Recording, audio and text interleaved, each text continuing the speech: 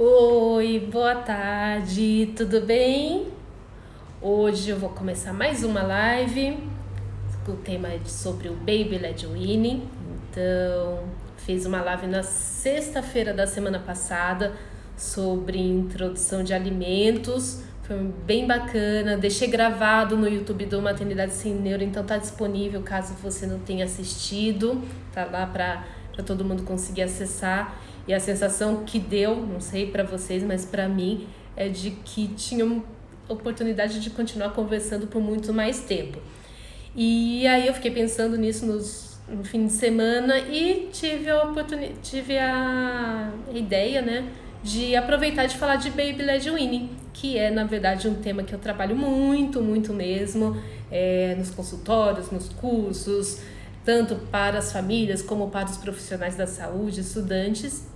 E aí eu falei, por que não fazer então, de fato, a live sobre o Baby Led Weaning? As pessoas estão aí entrando. Olá, boa tarde, Amanda, tudo bem? Eu me propus hoje para, na verdade, é uma introdução, porque como eu tô falando aqui com vocês, é um tema que dá para ficar aqui horas e horas conversando sobre isso. No curso tem duração de 3 horas, para as famílias, para falar com os profissionais da saúde, tem um curso aí que tem a duração do dia inteiro. Então hoje a ideia de fazer uma introdução sobre o assunto, porque eu sei que muitas pessoas já ouviram falar sobre, mas tem dúvidas. Então, pelo menos para contextualizar um pouquinho do que é o Baby Led Weaning. Então, vou aproveitar essa hora para trazer aí alguns conteúdos que eu acho bem importantes. Então, primeiro quero falar de 5 tópicos, né, para conseguir dar conta então deles, para vocês saberem. O primeiro eu quero falar sobre o papel, né, os objetivos da alimentação complementar. Depois eu quero discutir um pouquinho do porquê fazer BLW. E aí conceituar então o que de fato é o BLW, as suas características, falar de consistência, de formato de alimentos e falar sobre a questão da segurança na oferta dos alimentos. Então, vamos começar. Estou vendo as pessoas já entrando. Para quem está chegando, sejam bem-vindos. Depois a live fica disponível na íntegra aqui pelo Instagram por 24 horas no meu Stories, e dando certo eu salvo e coloco também no YouTube para vocês, tá bom? Para quem já me ouviu falar, eu sempre realmente começo com essa discussão, né, do qual é o papel da alimentação complementar. Pode parecer muito redundante, meio básico demais, mas eu acho que é o ponto principal. E é muito importante que quem esteja me assistindo saia aqui com algumas mensagens bem fixadas, bem gravadas na cabeça. Porque tem um imaginário de que começar a introdução de novos alimentos significa atender de uma forma mais adequada as necessidades nutricionais da criança a partir dos 6 meses, né? Porque o leite materno não seria mais suficiente para depois dessa idade, então precisariam entrar novos alimentos. Claro, tem uma importância dos nutrientes, tem uma importância nutricional que precisa ser considerada, até por isso que o profissional da saúde, ele defende muito que seja oferecida uma alimentação com qualidade nutricional, né? Mas a gente precisa ter em mente que a alimentação complementar tem outros papéis tão ou até mais importantes.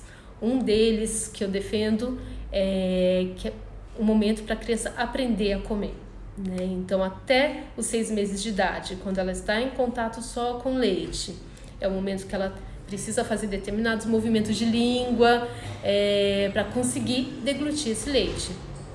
Com esse aprendizado de língua que ela tem durante o aleitamento materno exclusivo, ela não vai ter sucesso com a alimentação complementar. Ela vai precisar aprender a mexer essa língua de uma forma diferente, né? Levar o bolo alimentar de um lado para o outro, aprender a macerar, né? Usar gengiva para amassar esse alimento, vai precisar da salivação, né? Para hidratar e aí fazer a deglutição. Então é um momento para essa criança aprender a comer os alimentos, né? E não é um aprendizado instantâneo, é um aprendizado que leva dias, semanas, muitas vezes até meses para isso acontecer, né? Então é oportunidade para quê? Porque quando essa criança, conforme ela vai crescendo, né? E aí sim a alimentação láctea, ela não é mais tão predominante, essa criança já sabe comer. E aí sim ela vai conseguir obter os nutrientes por outras vias, que não vai ser pela alimentação láctea, né? Então, essa é uma importância que eu gosto muito de destacar.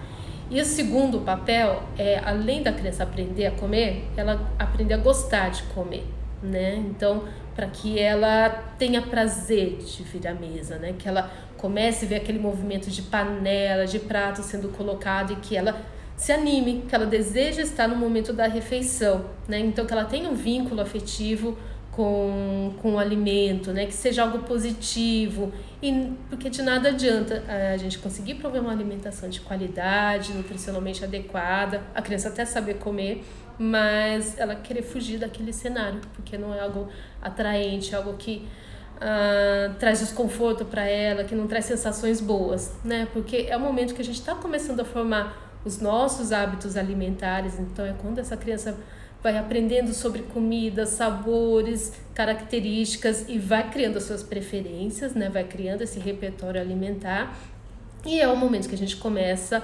a criar nossa relação com a alimentação, né? E quantos de nós hoje temos relações conflituosas com comida, né? Ou por não ter percepção da nossa saciedade, continuar comendo sem critérios, né? Ou tem uma relação de culpa por comer determinados alimentos, de pouco prazer ou de compensação, né? E aí eu questiono muito o quanto que dessas nossas dificuldades hoje alimentares, de lidar com a comida hoje, elas não nasceram lá no início da nossa vida, né? Da forma mais uma colherada, da insistência, da pressão, da barganha e até mesmo de situações de violência, né? Quem já não ouviu ou já vivenciou aquela situação de só sai da mesa quando comer tudo, se não comer tudo, o chinelo vai cantar, né? São situações drásticas e que ninguém deveria passar por isso, né? Então, primeiro ponto é esse, a gente entender que a alimentação complementar não tem meramente o papel de nutrir, né? Se a gente fala complementar, é porque ela complementa algo que é mais importante. E nesse momento, o mais importante é a alimentação láctea. Ela vai prover ali boa parte dos nutrientes que essa criança precisa. Não preciso ficar desesperado que o meu filho come pouco, muito pouco, né? Eu tenho que ter essa consciência de que a alimentação láctea sendo garantida, ele vai ter boa parte dos nutrientes, dependendo da forma como esse bebê é amamentado, da relação que ele tem com a mãe, da proximidade que ele tem com a mãe. Às vezes ele vai ter ali praticamente tudo satisfeito por meio da alimentação láctea, né? Então é algo para a gente abaixar um pouco a nossa guarda e entender que o que eu preciso muito mais é prover boas experiências do que só uma alimentação nutricionalmente adequada. Falado isso, né? Por que fazer o BLW? Qual que é o problema de alimentar uma criança com uma colher? Quero falar, eu sou a defensora do BLW, mas eu quero falar que também não condeno a alimentação vinda pela colher, né? Ela pode sim ser feita de uma forma muito respeitosa, sadia, adequada. E depende muito essa decisão pelo BLW ou pela alimentação que é oferecida pela colher, depende muito da característica da família, do contexto, da forma como a família entende essa alimentação, porque é muito ruim, eu acho que é pior, inclusive, uma família fazer o BLW, mas inseguro, né? Ou com medo de que toda refeição essa criança pode engasgar, porque a criança vai percebendo que não está uma relação, não está uma experiência tão tranquila para ela. Então, às vezes, a alimentação via colher pode até ser mais interessante para aquele cenário daquela família. Mas, né, a diferença da alimentação pela colher e o BLW, né, envolve quem é protagonista em cada processo, né? O BLW defende que, BLW é o Baby Led Weaning, que o bebê seja protagonista, né? Então ele seja o agente ativo no momento da sua alimentação, né? E o cuidador, o adulto, ele é um auxiliar, ele é um facilitador desse processo, porque quando eu penso na alimentação tradicional, como ela vem sendo difundida aí há décadas, é o adulto que comanda, é o adulto que decide desde a composição do prato, desde até a quantidade que vai em cada colher, o momento que ele vai oferecer essa colher na boca da criança, a velocidade que ele vai alimentar essa criança, e muitas vezes ele que decide quando que vai parar, porque por mais que a criança dê aqueles sinais de não quer, porque ela não verbaliza, né? Então ela começa a dar alguns sinais de vira o rosto, se joga para trás, esboça ali um choro, mas às vezes a gente vai lá e tenta insistir. Então é o adulto que lidera esse processo na alimentação tradicional. O BLW, né? Então eles sendo sistematizado lá no início dos anos 2000 pela Gil Rapley no Reino Unido. Na pesquisa dela, ela identificou que os bebês, tendo essa prontidão, né, então estando prontos para comer, eles seriam capazes de comer sozinhos. E eles têm condições de coordenar essa experiência alimentar por completo, desde eles pegarem os alimentos e escolherem o que fazer com esse alimento, que pode ser colocar na boca, mas pode ser somente ter uma vivência sensorial, com tato, com olfato. Ele que vai decidir a quantidade que vem na sua boca, a velocidade que ele vai comer e quando que ele para, né? A gente até fala que no BLW não tem recusa, porque se é o bebê que come sozinho, na verdade, ele não vai refazer a recusa do alimento, ele pode só ter uma interação diferente com esse alimento. Então, essa é a grande diferença que marca o BLW da alimentação tradicional, né? E aí é muito importante entender que fazer o BLW realmente envolve a autonomia dessa criança, né?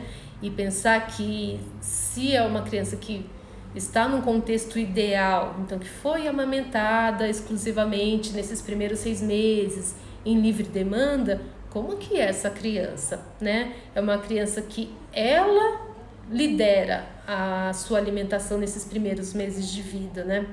No sentido de que ela que esboça uma necessidade, a mãe percebe isso e traz ela para o peito, mas aí o bebê que vai definir fluxo de leite, intensidade, quantidade, quando ele para. Ou seja, um bebê de poucos meses, um recém-nascido nos primeiros meses de vida, ele consegue coordenar a sua alimentação, né? Ele percebe as suas necessidades e consegue se satisfazer por meio desse alimento da forma como ele acha mais conveniente.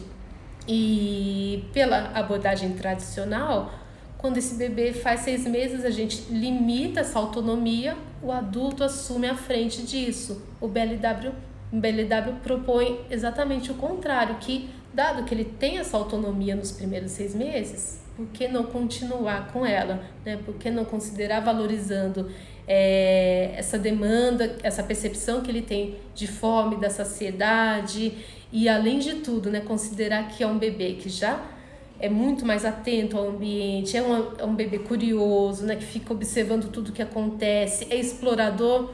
Por que ele não pode explorar comida, né? Por que ele não pode ter contato com os alimentos? E por estar em plena fase oral, né? Então tudo vem para a boca, por que ele não pode usar dos alimentos por conta própria e trazer para a boca? Porque a gente faz isso com os brinquedos, né? Então a gente proporciona uma gama enorme de brinquedos para criança nessa faixa etária, de diferentes texturas, diferentes cores, diferentes tamanhos, para estimular, né? Para dar um incentivo para essa criança se desenvolver, pensando em motricidade, e por que não aproveitar que isso aconteça com o alimento, né?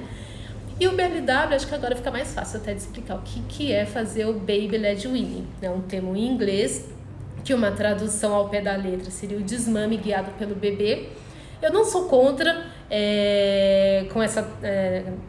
eu não sou contra essa tradução, pensando que o desmame não é um evento, né? Pensando que o desmame é um processo. Então, a partir do momento que eu dou a oportunidade do bebê conhecer novos alimentos, eu estou dando um primeiro passo para que esse bebê desmame. Dali muitos meses, né? Então, com 2 anos, 3 anos, enfim, outra questão. Mas poderia sim ser considerado um desmame guiado pelo bebê. Mas eu gosto muito de pensar na alimentação guiada pelo bebê. Então, ele é protagonista, né? Ele que tem a autonomia. Então, não tem a ver com dar comida em pedaços em vez de ser comida amassada. É claro que uma das características para essa faixa etária é você oferecer uma comida em pedaços, porque é o que esse bebê consegue pegar, né? Então, se eu faço um purê de batata, esse bebê de 6 meses, ele não tem condições, não tem habilidade motora suficiente para pegar e trazer isso para a boca, né? Então, ele vai precisar o quê? De um pedaço de batata para conseguir levar para a boca, mas não significa somente o formato do alimento, porque eu posso ser ainda muito direcionado, eu posso ainda estar assumindo a frente dessa alimentação mesmo com a comida em pedaços, né? Então, se eu tenho ali um adulto que ofereceu um pedaço, sei lá, de brócolis para a criança, mas ele que está lá empurrando para ela pegar, põe na mão, às vezes tenta pôr na boca, isso não tem nada de BLW, né? O BLW pressupõe que se eu fiz aquele pedaço de brócolis, a criança que vai decidir se quer ou se não quer pegar, se pegou, o que ela vai fazer com esse pedaço de brócolis, se trouxe para a boca, se vai só sentir um pouquinho do gosto, se vai pegar um pedacinho e já cuspir, ou se vai se propor a mastigar e engolir, né? Então, tem a ver com quem está liderando. Esse é o conceito do BLW. E ele se pauta, o BLW, em alguns princípios. O primeiro princípio é a gente considerar o que motiva uma criança, um bebê, a começar a comer, né? É ilusão imaginar que o seu filho vai começar a comer porque ele tem fome, né? Quando esse bebê ele tem sinais de fome, ele vai procurar aquilo que ele conhece como comida, que é o leite, que é a alimentação láctea, né? Então, aquela estratégia de eu vou deixar esse meu filho com bastante fome para ver se ele aceita melhor essa comida que eu preparei, tende a ser uma grande furada.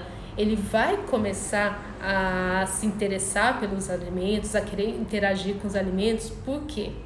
Primeiro, porque ele tem uma maturidade física, orgânica para isso, então por isso que eu não consigo pensar em BLW para um bebê muito mais novo, um bebê que não tem essa prontidão, que não consegue se sentar adequadamente, que não segura objetos com segurança, né, com destreza.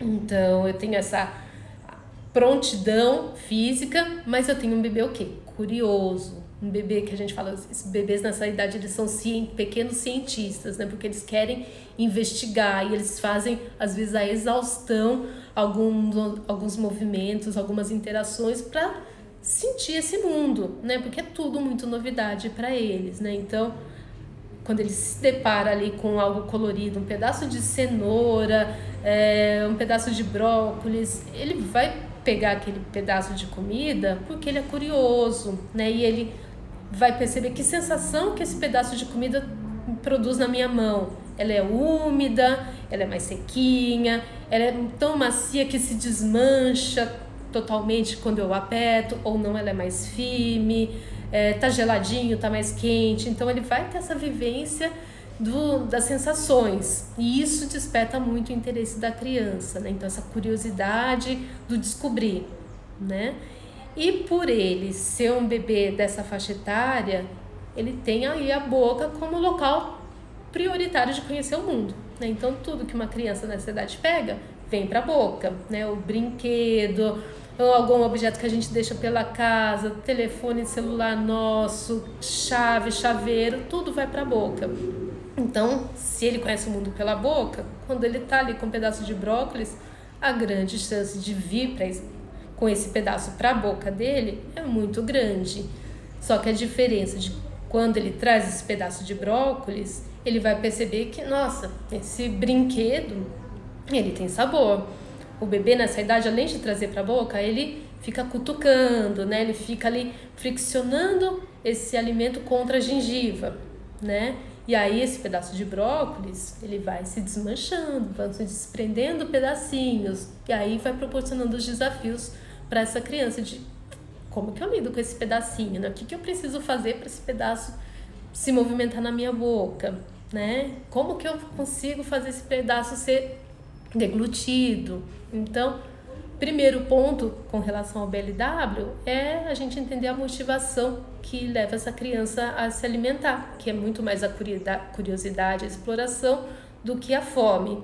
Aí você pode me perguntar, nossa, Viviane, mas vai ficar assim até quando? Não dá pra gente precisar, né? Então, em algum momento, parece que vai virar a chavinha desse bebê aí, ele vai começar a perceber que aquela brincadeira, que para ele é uma brincadeira muito séria, mas é uma brincadeira, ela consegue resolver aquele desconforto que ele tem na barriguinha, que até então só era resolvido com leite. Quando ele começa a perceber que aquilo resolve a fome dele, traz uma sensação de prazer, de conforto, aí sim ele começa a associar o momento da refeição com a sensação de fome dele. E aí podem acontecer as mudanças do perfil de comportamento, no comportamento dele. Então, de repente, ele começa a perceber que o almoço está sendo organizado, ele opta de fato por almoçar e não demanda da mãe naquele momento por querer mamar, né? Então, isso é muito importante da gente ir percebendo, porque se eu tenho um bebê que ainda está nessa fase muito mais de exploração dos alimentos pela curiosidade, eu enquanto adulto, eu enquanto cuidador, eu me comporto de uma determinada forma, né? Então eu vou tentar facilitar um pouco mais que ele consiga acessar esses alimentos, né? Eu vou dar uma variedade menor de alimentos para ele explorar, porque senão ele está com uma variedade enorme, ele vai explorar superficialmente vários e não investe em nenhum, né? Então eu limito essa variedade. Eu fico muito mais atenta a esses sinais de cansaço para conseguir responder atentamente, porque às vezes para um bebê ficar sentado 5 minutos já é o auge da disponibilidade dele numa situação ali tranquila, né? Então isso vai me fazendo também direcionar minha forma de intervir, tá? Então a primeira característica, né, o primeiro princípio do BLW é esse, de você entender as motivações que levam uma criança a comer, que não é fome. Outra mensagem aí para fixar na cabeça, que também acho que ajuda muito a vida de muitas famílias quando a gente começa a repetir isso. Segundo princípio, entender também o desenvolvimento dessa criança, né? Então, eu falo muito isso. Os bebês, claro que é esperado que aos 6 meses eles tenham determinadas características, mas tem uma variabilidade aí, né? Então, a gente vai atingir diferentes habilidades um pouco antes, um pouco depois, né? Os bebês não andam todos ao mesmo tempo. Então, tem bebês que vão andar com menos de 1 ano, tem bebês que vão andar ali com quase 1 ano e meio, e não significa que o bebê de 1 ano e meio é atrasado e o outro ele é o sadio. Então, da mesma forma, isso acontece para alimentação. A gente tem o marco dos 6 meses, mas não necessariamente todos aos 6 meses estarão prontos comendo lindamente, né?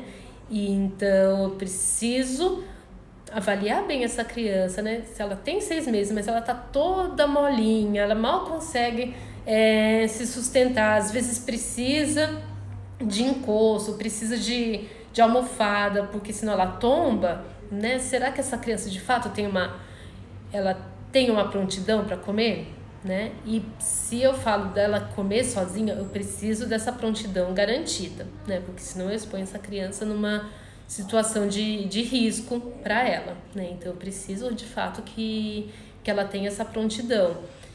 E além disso, eu preciso considerar que aquilo que eu conversei com você no comecinho, que por mais que ela tenha essa prontidão, ela precisa ainda conquistar uma série de outras habilidades, quando eu penso desse alimento dentro da boca, que não são instantâneas. E às vezes não, os bebês vão conquistar essas habilidades em tempos diferentes. Então tem alguns que parece que tem muita facilidade e já conseguem de fato mastigar, deglutir diferentes tipos de alimentos, e outros vão indo num ritmo mais lento, né? E ele de fato não tem problema nenhum, ele tem dos 6 até os 12 meses para conquistar todas essas habilidades e de fato conseguir comer, né? Ele não precisa fazer isso instantaneamente, né? Se eu lembro de novo, começo da minha fala hoje, que o papel fundamental da alimentação, que o papel da alimentação complementar não é o aspecto nutricional somente, eu posso sim lidar com mais segurança de que tudo bem se esse bebê ainda não aprendeu a comer. E eu não preciso criar estratégias para facilitar a vida dele, porque às vezes eu vejo muitas famílias fazendo isso. Então, ele não está aceitando a comida com os pedaços, então vou amassar. Aí percebe que ainda não está funcionando, então deixa eu dar uma liquidificada. Nossa, foi super bem, né? Aí comeu tudo. Comeu tudo numa época que nem precisava a gente se preocupar com comer tudo. Comeu tudo e não aprendeu nada sobre comida, porque para comer algo que é batido no liquidificador só precisa engolir da mesma forma como ele já sabe engolir o leite. E aí, conforme essa criança cresce, o que a gente faz com essa consistência? Fica muito mais difícil de evoluir, né? Então, se a gente pede o time, né, pede o tempo certo dessa consistência, a chance de ter ali uma criança maior ali com 1, 2, 3 anos de idade, que depois não consegue comer um alimento mais sólido, não sabe, tem dificuldade para mastigar, aceita tudo muito em papa, purê, macarrãozinho super cozido, isso tende a acontecer, né? Então eu preciso sim aproveitar esse tempo certo durante o período da introdução alimentar para estimular essa criança a aprender, e tendo em mente de que alguns vão aprender muito mais rápido do que outros. Eu aprendo coisas de forma muito mais lenta do que outras pessoas e mais rápido do que outras, então é normal.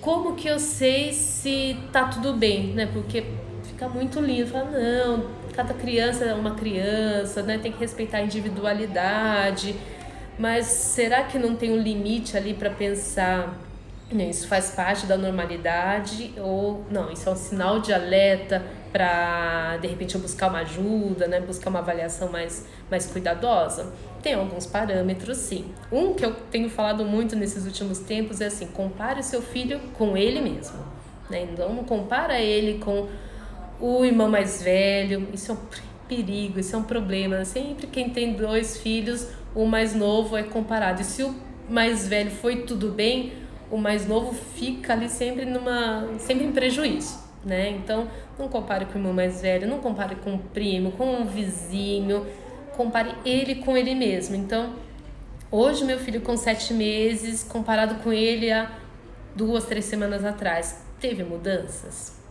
né? Então, parece que ele está mais habilidoso, ele se concentra mais, ele fica mais seguro quando vem à mesa.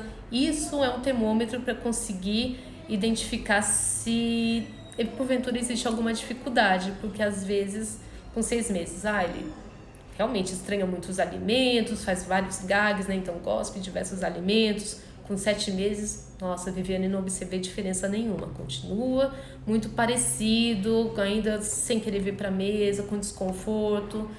A gente conversa um pouco com 8 meses igual. Nossa, será que não tem mais alguma coisa ali para a gente tentar entender melhor essa criança? De repente intervir de uma forma precoce e também que não seja exacerbada? Então essa é uma forma de avaliar essa criança, comparando com ela mesma. Outra forma é o que a gente faz nesse período da primeira infância, o acompanhamento de saúde. Então, está fazendo avaliação com pediatra ou com algum outro profissional da saúde também, como que está isso, está crescendo, está ganhando peso, não tem sinais de deficiência, atinge aquilo que é esperado para o desenvolvimento dele. Isso me indica que provavelmente aquilo que chega para a criança também está funcionando, está sendo suficiente, né? Então, dificilmente uma criança não vai demonstrar sinais ali de que tem algo de errado acontecendo com ela. E aí o profissional da saúde qualificado, com um olhar atento, ele consegue te ajudar a identificar isso, tá?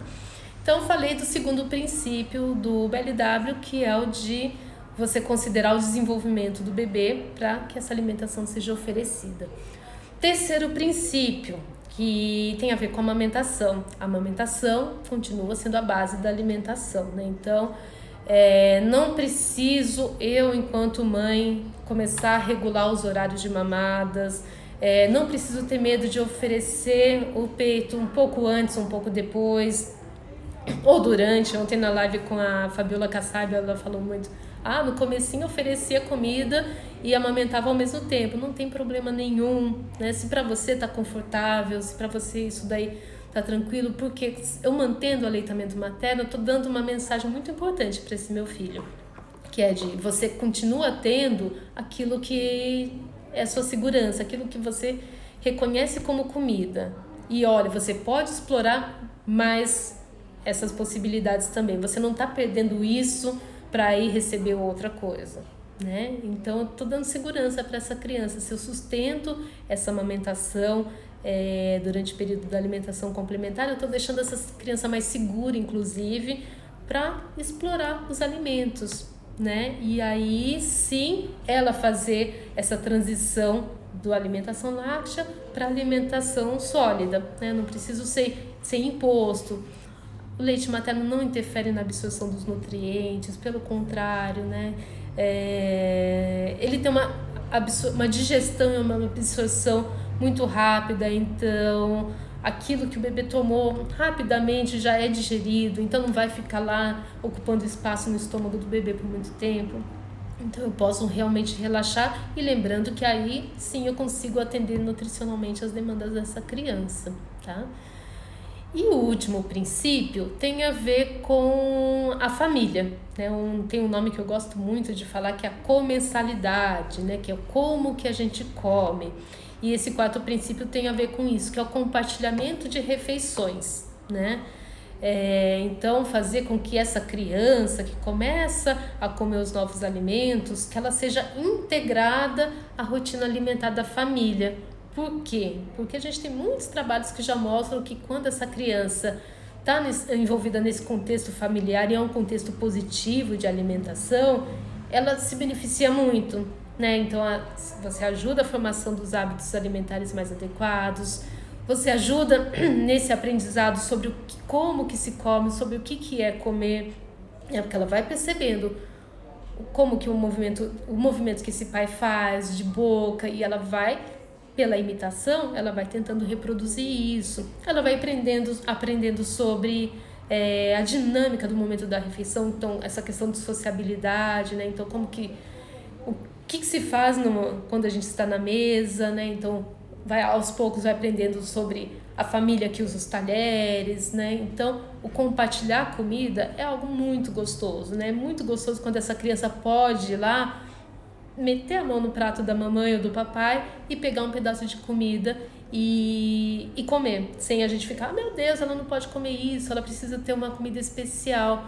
Mas eu preciso olhar para isso, né? Às vezes eu passo boa parte do meu atendimento repensando, conversando sobre o que é essa alimentação da família, porque se eu falo que um princípio do BLW é o compartilhamento, e essa família que eu tô acompanhando, ela come pizza à noite, ou ela come hot dog, fazer o BLW seria então essa criança comer o hot dog ou a pizza, mas eu sei que não são alimentos adequados para essa faixa etária. Então, que comida é essa que a família come, né? Como que ela prepara, adição de sal, ou de temperos industrializados, tudo isso precisa ser muito, muito discutido, e às vezes é o limite da família falar, então eu não consigo fazer de fato BLW, porque eu não banco todas essas mudanças para os outros membros da casa, ou mesmo para mim, eu não banco todas essas mudanças, então eu prefiro proteger o meu filho em vez de transformar toda a alimentação da família. É uma escolha, e às vezes para aquele momento é a escolha que é possível, mas a gente não pode perder de vista que essa criança vai crescer. Você piscou, ela cresceu. E conforme ela cresce, ela vai identificar que ela tem uma alimentação diferente do restante da casa. E o objetivo dela vai ser igual à casa, principalmente igual ao papai e igual à mamãe. Então, Gonçalves fala muito isso, né? De que adianta eu restringir o açúcar lindamente até X idade e depois abrir a porteira, né? Será que faz tanto sentido proteger a saúde tão lindamente nesse comecinho e depois, né, a criança vai mesmo comer chocolate, salgadinho ou qualquer coisa que está disponível porque os adultos da casa comem, né? Então eu preciso olhar muito para a alimentação dessa família e já projetando o futuro, porque essa criança atenta, curiosa, em pleno desenvolvimento, ela vai ter as suas estratégias para de fato compartilhar depois no futuro aquela comida trash que a família come. Então, nesses primeiros meses, ok, eu consegui poupá-la de comer o hot dog, mas dali a pouco essa criança inevitavelmente vai estar compartilhando um pão com salsicha da família também, né? E aí todo aquele trabalho que a gente fez no começo, ele vai se perdendo com muita facilidade, né? Então eu trouxe para vocês esses quatro princípios que vão dando então essa dimensão do que de fato caracteriza e representa a realização do Baby Led Weaning.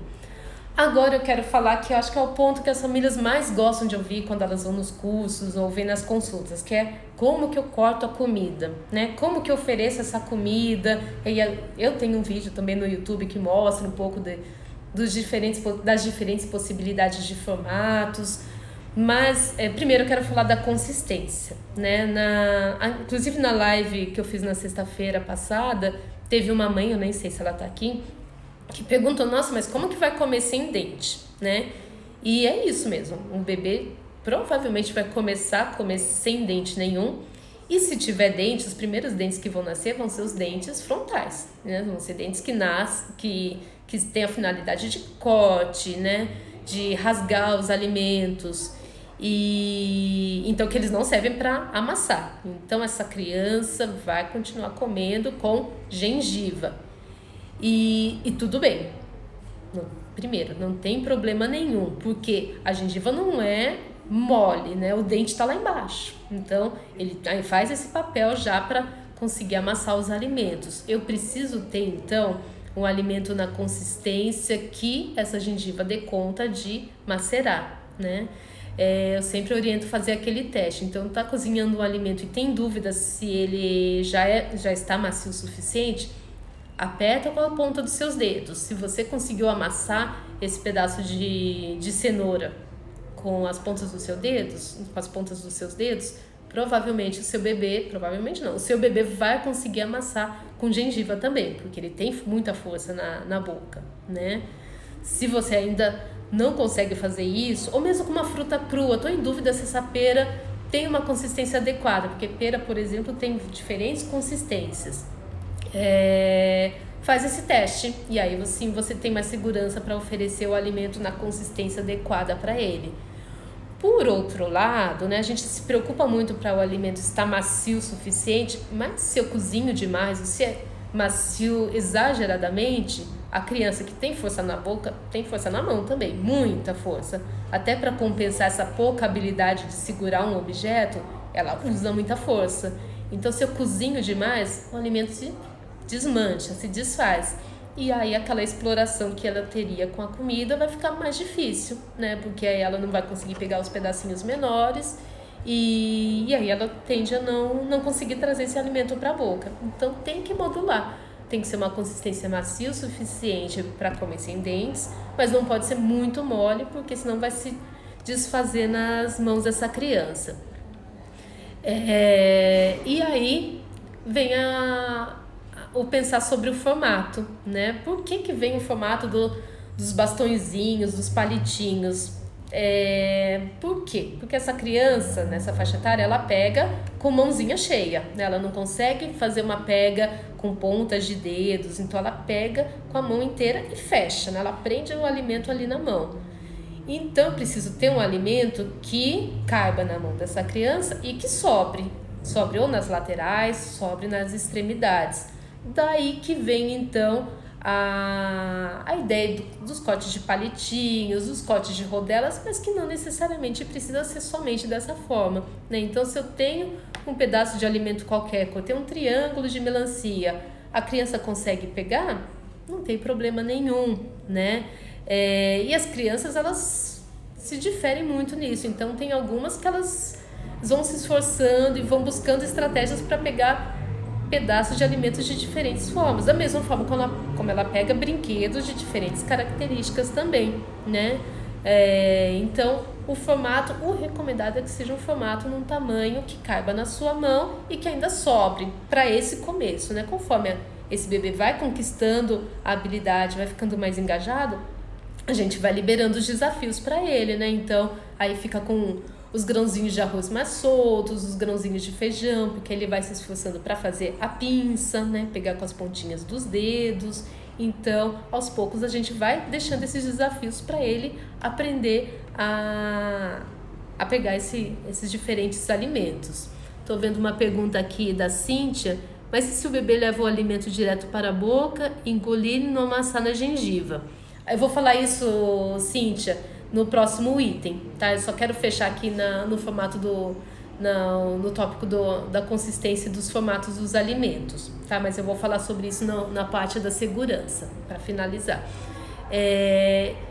E aí, né, a gente fala muito acho que dá até para engatar no tema da segurança dos alimentos. Alimentos muito pequenininhos e muito duros, a gente realmente tem que tomar cuidado, né? Então, uma maçã crua você não consegue amassar com ponta de dedo. Então, provavelmente, essa criança, ela pode até partir, né, cortar com os dentes que ela tem, né, os incisivos, e vai ficar com aquele pedaço de alimento na boca que não se amassa, né? Então, esse tipo de alimento eu tenho que evitar para ser oferecido. Aquela pera que eu percebo que ela realmente é muito firme, eu também vou ter que ou cozinhar de uma forma deixá-la mais macia ou fazer algum corte que facilite para que essa criança consiga pegar.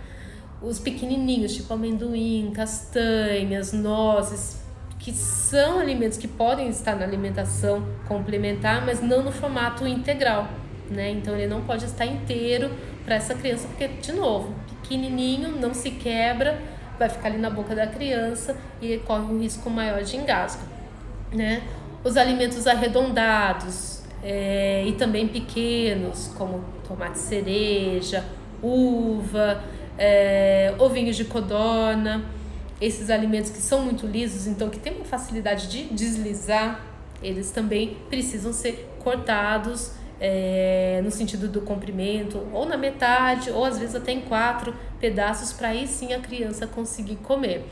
Então, uma medida de segurança é essa, de eu oferecer o alimento na consistência certa, né? Outra medida de segurança é a gente proporcionar o local da criança adequado para ela se sentar, né? Por quê? Então, se essa criança ela consegue se sentar no lugar que ela está ereta, ela não está jogada para trás, inclinada para trás, qualquer pedaço de alimento que venha para a boca dela, ela perceba que não dá conta de mastigar, ela tende a devolver para fora, a cuspir, né? Se ela está inclinada para trás, o que pode acontecer? É mais fácil dela engolir acidentalmente, né? Então, isso sim pode ser uma medida que a expõe a um risco maior quando eu não proporciono um ambiente para ela se alimentar que seja seguro. Então, carrinho, bebê conforto, tomar cuidado. O colo pode ser um lugar, mas ele não pode ser no colo com a criança inclinada para trás, tá? E aí, respondendo a pergunta da Cíntia, né, se o bebê leva o alimento direto para a boca e não amassa com a gengiva. A tendência, se é um alimento macio o suficiente, a tendência é que esse bebê, se ele não dá conta se ele não está confortável com esse pedaço de alimento, a tendência dele é cuspir. O bebê não vai, de uma forma organizada, planejada, tentar engolir esse alimento, né? E ele sentado adequadamente, você mobiliza para que de fato ele mande para trás e que ele não engula esse alimento acidentalmente, tá? Então é por isso que realmente a gente tem que tomar cuidado com o momento com o ambiente da refeição e o local que essa criança está sentada, né? Normalmente o bebê dessa faixa etária, ele tende a cuspir muito os alimentos, né? E ele faz esse movimento que é o que a gente chama do reflexo de gag, que é quando ele se depara com um pedaço de alimento, com algo na sua boca, que ele percebe que ele não tem condições, ele não se sente seguro o suficiente para continuar mastigando, para engolir, ele devolve isso para fora, né? Então ele manda esse pedaço de alimento para fora e para se livrar dele. Então isso faz com que ele vá aprendendo os limites do seu corpo e aos poucos vai se sentindo mais seguro para de fato ele engolir. Então, é natural que aconteça o reflexo de gag, principalmente nas primeiras experiências, nos primeiros dias, nas primeiras semanas, e aos poucos esse reflexo vai diminuindo, vai ficando menos frequente de acontecer. Só que a grande questão é que a gente confunde o reflexo de gag com o engasgo, né? O reflexo de gag tem barulho, tem bebê fazendo movimento de expulsão e tem respiração, né?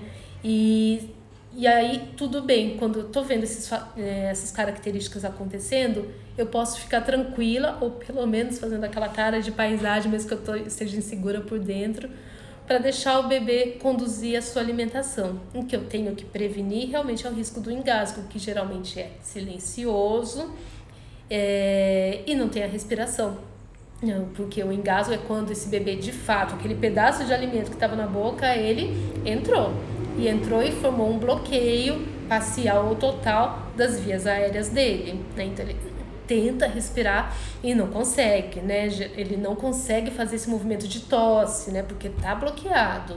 Nesse momento eu preciso intervir, nesse momento eu preciso fazer o que eu já comentei na semana passada, a manobra de Heimlich, que é virar esse bebê de bruços no colo, com cabeça mais baixa, bumbum mais elevado, e fazer batidas vigorosas nas costas desse bebê para esse objeto, esse alimento ser expelido, né? Ele poder sair e essa criança voltar a respirar. Eu aconselho fortemente que quem não conhece essa manobra, que vá lá no Google, procura algum vídeo para conseguir se apropriar da técnica, né? Independente da forma como vai conduzir a alimentação complementar. Tá? É muito importante que a gente saiba fazer isso. Já deveria saber fazer isso, inclusive antes de ter o filho, mas é fundamental que a gente pelo menos saiba fazer isso durante a alimentação complementar, mas sabendo que bebês saudáveis, sendo alimentados da forma correta, né, com todas essas medidas de segurança, eles não ficam engasgando aleatoriamente todas as vezes, né? Então é um episódio raro, é pouquíssimo frequente se eu tenho todas essas medidas de segurança, tá bom? Então, para balancear muito o que é um reflexo de gag, que é natural, é desejável que aconteça, porque o bebê está aprendendo a lidar com seus limites, diferenciar esse reflexo do engasgo real. Eu estava falando das medidas de segurança, né? Então eu falei do formato e consistência do alimento, o local que essa criança se senta. E outra medida de segurança super importante é a não realização da introdução precoce, né? Então, se eu não tenho a prontidão alimentar e eu exponho essa criança ao contato com os alimentos, né? Eu aumenta o risco de ter uma situação de insegurança. Então, eu preciso realmente esperar o tempo certo, não tentar dar aquela forçadinha de barra. Eu sei que as famílias ficam ansiosas para já começarem a introdução alimentar, mas ter esse olhar realmente mais frio, né, mais cauteloso de que, não, de fato, agora o meu bebê tá seguro, tem essa prontidão e pode começar a comer sozinho. Essa é a terceira medida de segurança. E a quarta é eu não intervir no processo da alimentação dessa criança, no sentido de repente, eu, adulto, vou lá com um pedaço de alimento e solto isso na boca da criança, né? Às vezes a gente, sem perceber, a gente faz isso. Estou lá comendo um pedaço de banana e vou lá e coloco a banana inteira na boca dessa criança, né? Então, eu queimei etapas, né? Então, eu coloquei um volume que eu decidi no local da língua que talvez o bebê não fosse colocar exatamente naquele ponto e já colocou repentinamente, né? Aquilo pode fazer com que a criança se exponha a uma situação mais arriscada. Então, se por algum motivo eu quero dar alguma coisa para essa criança comer, e eu tô falando aí de uma criança pequena, então no primeiro ano de vida, a comida na consistência adequada para ser oferecida numa colher. Então vai ser amassada, mais picadinha. Para o bebê comer alimentos inteiros, no máximo eu entrego na mãozinha dele. O ideal é até que deixe sobre a bancada uma superfície para que aí ele consiga pegar esse alimento, mas nunca eu coloco a comida diretamente na boca dessa criança, tá? fazendo essas medidas de segurança, o que a gente tem hoje é que o risco de engasgo, de fato, ele é o mesmo para as famílias que fazem BLW ou que fazem alimentação tradicional. Então, tudo que a gente vem estudando, que a gente vem pesquisando, mostra que o risco é o mesmo, né? Então, as famílias realmente, os bebês das famílias que comem, os bebês que comem pela abordagem tradicional, eles se expõem ao mesmo risco comparado com os bebês em BLW. É que, claro que por ser algo relativamente novo, gera um estranhamento e gera realmente essa insegurança por parte das famílias de será que ele não vai engasgar? Será que ele já tem capacidade de comer? Então, lembra disso, lembra de consistência, de formato, posicionamento, idade e realmente fazer com que ele conduza. Aí o último ponto que eu não comentei o bebê come sim sozinho, mas ele nunca fica sozinho comendo, né? Tudo bem, ele pode estar lá com um pedaço de alimento, às vezes a mãe nem está compartilhando daquela refeição, mas precisa sempre ter um adulto por perto, um adulto assistindo, né? Porque é um bebê, né? Então eu preciso estar ali para, se necessário, intervir de uma forma muito mais adequada, de uma forma precoce, né? Então eu não posso deixar essa criança com um pedaço de comida na boca e eu tô lá já cuidando da louça, ou ele tá lá no banco de trás do carro com um alimento e eu tô na frente dirigindo, né? Então essas situações sim são situações que você está aumentando o risco de um acidente com a alimentação com essa criança. Eu tinha programado 5 tópicos, eu percorri os 5. Não sei se tem alguém que queira aproveitar esses minutinhos finais para fazer alguma pergunta, alguma coisa que eu não comentei. Eu vi aqui, a Cíntia tinha falado do medo de engasgo, acho que eu consegui atender aí a esse tema, né, de falar do engasgo para vocês. E então vou aproveitar esses momentos finais para me colocar aqui como ativa nesse período de isolamento social. Tenho usado bastante as redes sociais para trazer um pouco mais de informação, para conversar sobre alimentação infantil e alimentação da família. Na semana que vem eu vou fazer uma live aí tentando reproduzir um pouco de um grupo que acontece rotineiramente aqui no Centro de Saúde, que é onde eu trabalho, que é um grupo que se chama Mão na Massa, um grupo que busca incentivar as habilidades culinárias entre as pessoas, então mostrar, dar algumas ideias de como que a gente prepara os alimentos de uma forma prática, adequada, saudável, e vou fazer por meio, então, do Instagram. Sempre ele acontece presencialmente, é um grupo aberto, mas então vai ser a primeira vez aí que eu vou fazer via Instagram.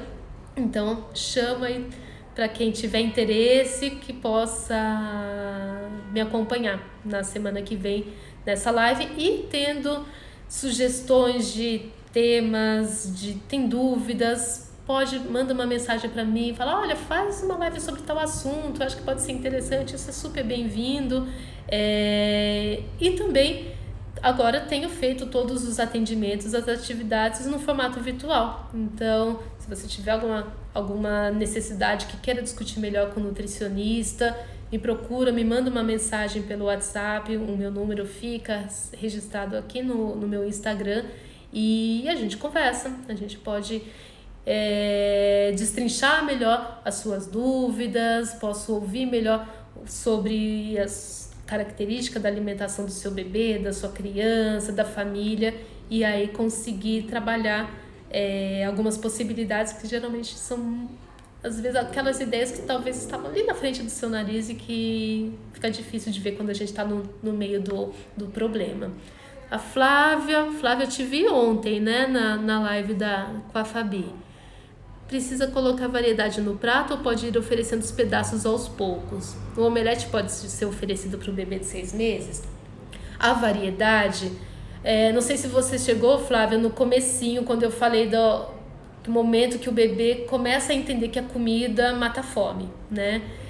Quando o bebê faz essa compreensão, né, eu percebo que realmente ele já está lá muito mais interessado na refeição, ele está esforçado. Nesse momento eu componho a variedade pensando nessa variedade que seria para uma criança maior, para um adulto, né, com os grupos alimentares. Enquanto isso não aconteceu, então o bebê está muito mais envolvido com a alimentação pela exploração, pela curiosidade. Se eu coloco toda a variedade que seria esperada para aquele prato, eu vou ter uma exploração muito mais superficial. Então, nesse momento, eu gosto muito de falar, menos é mais. Então, escolhe 2, no máximo 3 alimentos e coloca para essa criança naquele momento. Mas eu não consegui dar conta da fonte de carboidrato, de vitamina, tudo isso. Na próxima refeição, você alterna e você vai garantindo essa variedade ao longo das refeições, ao longo dos dias e não necessariamente naquela refeição, tá? Então, eu gosto muito de trabalhar com as famílias. Conforme essa criança fica mais engajada, eu amplio o repertório dela. Enquanto ela usa da alimentação muito mais com o objetivo de exploração, eu diminuo esse repertório na refeição para que aí ao longo dos dias eu vou ampliando isso para que ela conheça. Ovo pode ser oferecido, deve ser oferecido, os alimentos alergênicos. Ovo é um alimento alergênico, mas precisa ser oferecido nas primeiras experiências. Hoje a literatura mostra que quando eu ofereço um alimento mais alergênico no início da introdução alimentar, a chance de uma resposta alérgica ela é menor do que se eu faço uma exposição mais tardia. Então, ofereça esses alimentos que são mais alergênicos e que são habituais da família, que são práticos, que são adequados, logo nas primeiras experiências, né? E o formato do omelete, para o bebê comer sozinho, é mais fácil do que o ovo cortado, cozido, né? Porque é mais difícil para um bebê nessa idade pegar um ovo em pedaços dele cozido. A Cíntia perguntou das folhas. As folhas cruas ficam muito mais difíceis de serem consumidas para um bebê que não tem o dente, não tem os molares para rasgar. Às vezes aquele miolinho de alface dá ainda para a criança conseguir comer sozinha. Brócolis é uma verdura, então também é uma estratégia ali que ajuda bastante para ampliar. E aí eu posso pensar em colocar essas folhas em preparações. Então eu faço um bolinho que eu coloco uma rúcula picada, faço um omelete e coloco uma folha também. É uma forma de ir colocando essa criança em contato com as folhas. Vai dar 1 hora de live aqui, então daqui a pouco vai se fechar. Então quero me despedir de vocês, desejar uma boa tarde para todo mundo que ficou aqui me acompanhando. Espero encontrar vocês aí em outros momentos. Já vou reconhecendo alguns nomes aqui que já estão ficando mais assíduos nas lives. E vou deixar salva para você poder assistir aqui no meu Instagram e também depois vai ficar disponível no YouTube para você acompanhar também, tá bom? Um beijo, boa tarde, bom feriado para vocês, um feriado diferente, né? Mas aproveite esse tempo aí para refletir um pouquinho, né, sobre esse nosso contexto, ficar pertinho de quem a gente tem ali na família, curtir as crianças e espero aí que você tenha um ótimo feriado e ótimos dias também. Tchau, tchau e até uma próxima.